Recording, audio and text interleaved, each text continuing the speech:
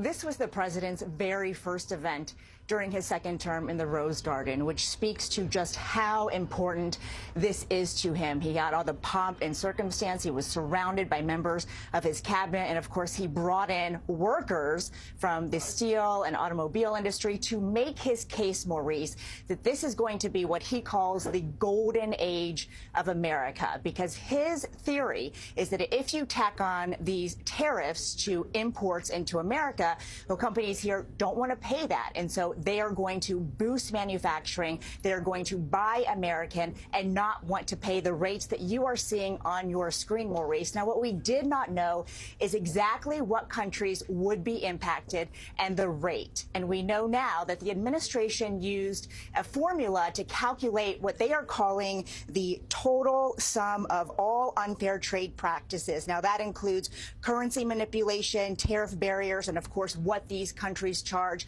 on American exports. So you can see here for China as the top example, 67%. Half of that is 34%, because President Trump says he wants to be, quote, kind to the world.